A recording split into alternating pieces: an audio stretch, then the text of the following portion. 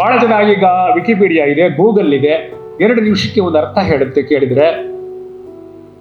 ಹಾಗಾಗಿ ಯಾಕೆ ಒಂದು ಮಹಾಕಾವ್ಯ ಇಟ್ಕೊಂಡು ಕೂತ್ಕೋಬೇಕು, ಯಾಕೆ ಓದಬೇಕು ಅಂತಕ್ಕಂತಹ ಒಂದು ತರತಮದ ಒಂದು ಜ್ಞಾನ, ಒಂದು ಯೋಚನೆ ಬಂದಿದೆ. ಆದರೆ ನೀವು ಯಾವಾಗಲೂ ತಿಳ್ಕೋಬೇಕು, ನಿಮಗೆ ಸೋಷಿಯಲ್ ಮೀಡಿಯಾದಲ್ಲಿ ಅಥವಾ ಈ ಥರದ ನೆಟ್ಟಲ್ಲಿ ಸಿಕ್ಕುವಂಥದ್ದು ಮಾಹಿತಿ, information, and information is not knowledge. ಇದೆರಡಕ್ಕೂ ವ್ಯತ್ಯಾಸ ಇದೆ. ಜ್ಞಾನ ಬೇರೆ, ಅರಿವು ಬೇರೆ, ಮಾಹಿತಿ ಬೇರೆ. ಎರಡಕ್ಕೂ ಇರುವ ವ್ಯತ್ಯಾಸವೇನು?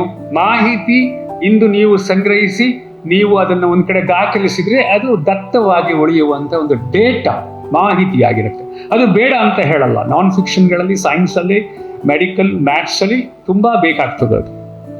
ಆದರೆ ಜ್ಞಾನ ಅಂತ ಇದೆಯಲ್ಲ, ಅದು ಒಬ್ಬ ಲೇಖಕನ ಮನಸ್ಸಿನಲ್ಲಿ ಅಂತರ್ಗತವಾಗಿ ಅವನ ಅನುಭವ ಅವನೊಳಗೆ ಕರಗಿ, ಅವನ ಕಲ್ಪನೆ ಅವನೊಳಗೆ ಕರಗಿ, ಅವನ ಬುದ್ಧಿ ಮತ್ತು ಭಾವ ಮತ್ತು ಭಾಷೆ ಈ 3 ಸೇರಿ, ಕುವೆಂಪು ಅದನ್ನು ಬುದ್ಧಿಭಾವಗಳ ವಿದ್ಯುದಾಲಿಂಗನ ಅಂದ್ಬಿಟ್ರು.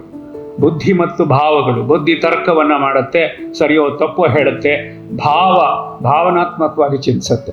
ಎರಡೂ ಬೇಕು. ಬರೀ ಬುದ್ಧಿಯ ಹಿಂದೆ ಹೋದ್ರೆ ಬರಡಾಗ್ತೀರಿ, ಮತ್ತೆ ಶುಷ್ಕವಾಗ್ತೀವಿ. ಬರೀ ಭಾವನೆಯಿಂದ ಹೋದ್ರೆ ಖುಷಿ ಭಾವುಕತೆ, ಬುದ್ಧಿರಹಿತವಾದ ಭಾವುಕತೆ ಕೂಡ ಅಪಾಯಕಾರಿ. ಇವೆರಡರ ಸಮ್ಮಿಲನದಿಂದ ಒಂದು ಕಾವ್ಯ ಸೃಷ್ಟಿಯಾಗುತ್ತೆ, ಒಂದು ಕಥೆ ಸೃಷ್ಟಿಯಾಗುತ್ತೆ. ನಾನು ಕೆಲವಾರು ಪುಸ್ತಕಗಳನ್ನು ಓದಿದ್ದೇನೆ, ಅದರ ಪಟ್ಟಿ ಕೊಡಲ್ಲ. ನಿಜ ಹೇಳಬೇಕಂದ್ರೆ ಆ ಪುಸ್ತಕವನ್ನ ಹುಚ್ಚನ ಹಾಗೆ ಹಿಡಿದು ಓದಿ ಮುಗಿಸಿದ ನಂತರ, ವೆದರ್ ಇಟ್ಸ್ ಎ ಟಾಲ್ಸ್ಟಾಯ್, ಟಗೋರ್ ಅಥವಾ ಚಿನುವಾ ಅಚಿಬೆ, ಇಂಥ ಮಹನೀಯರ ಪುಸ್ತಕಗಳನ್ನು ಓದಿ ಮುಗಿಸಿದ ಮೇಲೆ ನನಗೆ ಹೊಸ ಹುಟ್ಟು ಸಿಕ್ತು. I would say it's a ಪುನರ್ಭವ. ಮರುಹುಟ್ಟು ಪುಸ್ತಕದಿಂದ ಸಾಧ್ಯ ಇದೆ. ನಿಮ್ಮ ಚಿಂತನೆಯನ್ನು ರೂಪಿಸುತ್ತೆ.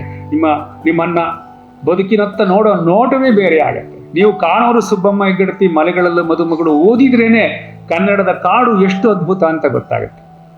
ನಾನು ಇಲ್ಲಿ ಗಮನಿಸ್ತಾ ಇದ್ದೆ, ನಮ್ಮ ಗೆಳೆಯರು, ಕ್ರಿಯೇಟಿವ್ ಗೆಳೆಯರು ಇಲ್ಲಿ 22 ಪುಸ್ತಕ ತಂದಿದ್ದಾರೆ, 5 ಕಾದಂಬರಿ ತಂದಿದ್ದಾರೆ, 2 ಪ್ರವಾಸ ಕಥನಗಳು, 9 ಲೇಖನ ಮಾಲೆಗಳಿವೆ, 1 ನಾಟಕ ಇದೆ, 1 ಮುಕ್ತಕ ಇದೆ, ಸಂಗೀತವನ್ನು ಕುರಿತಂತಹ ಕೃತಿ ಇದೆ, ವಿಜ್ಞಾನದ ಕೃತಿಗಳು 2 ಇದೆ, ಹನಿಗವಿತೆಗಳನ್ನು ಕುರಿತು 1 ಪುಸ್ತಕ ಇದೆ.